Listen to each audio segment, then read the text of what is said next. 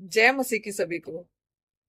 इफिसियों की पुस्तक उसका चौथा अध्याय 8, 9 और 10 वचन को अगर हम पढ़ते हैं ना, तो वहां पर हमें बताया गया है कि यीशु मसीह हम सबके पापों को लेकर क्रूस पर चढ़े। हम जिन बंधनों में बंधे थे ना, पाप और मृत्यु के बंधनों को, उन बंधनों को साथ लेकर क्रूस पर चढ़े और वहीं क्रूस पर उसे ठोक के चले आए। और जब वो क्रूस पे गए और मरे, तो उसके बाद उनकी आत्मा नीचे अधोलोक में, जिसे पाताल लोक भी कहते हैं ना, वहां गई। और वहां जितने लोग प्रभु यीशु मसीह के आने का इंतजार कर रहे थे ना, कि हमारा मसीहा एक दिन आएगा और हमें बचाएगा, आदम हवा के जमाने से लेकर यीशु मसीह के जमाने तक के सारे लोग, उन्होंने उनके प्रचार को सुना, उन पर विश्वास किया। और पता है, यीशु मसीह तीसरे दिन जब मृत्युंजय हुए, जी उठे, तो उन्हें अपने साथ वहां से निकाल के ले आए।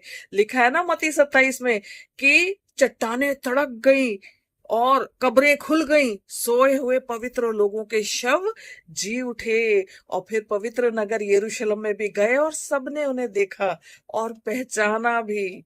हालेलुया। देखिए, अगर आप पहला पतरस में पढ़ेंगे ना, वहां तीसरे अध्याय के 18 और 19 वचन में ऐसा लिखा हुआ है कि प्रभु यीशु मसीह जब क्रूस पे मरे ना, तो वो शरीर के भाव से तो घात किए गए, पर आत्मा के भाव से जिलाए गए।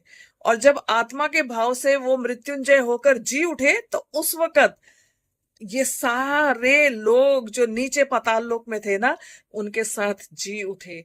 उन्होंने मरने और जी उठने के बीच में जाकर उन कैदी आत्माओं को प्रचार किया था। तो आप जानते हैं कि हमारा प्रभु यीशु मसीह जो स्वर्ग से इस पृथ्वी पर आया मनुष्य बनकर, उसने इस पृथ्वी के सारे लोगों को छुटकारा दिया और मौत और मृत्यु के बंधनों से आजादी दी, पिता परमेश्वर के साथ मेल मिलाप कराया। जितने उनके इंतजार में थे, क्योंकि बताया तो पहले से गया था कि हमारा मसीहा आएगा और हमें बचाएगा, वो लोग जो सो चुके थे, मर चुके थे, उनके लिए वो अधोलोक में गए, जिसे पाताल लोक भी कहते हैं ना, वहां जाकर उन्हें भी बचाया। और फिर उन्हें लेकर स्वर्ग लोक में एक जगह में उन्हें ठहरा दिया अपने दूसरे आगमन तक के लिए। और फिर खुद स्वर्ग में चले गए। और एक खास बात है कि मृत्यु और अधोलोक की कुंजियां यानी चाबियां वो अपने साथ ले गए। हालेलुया।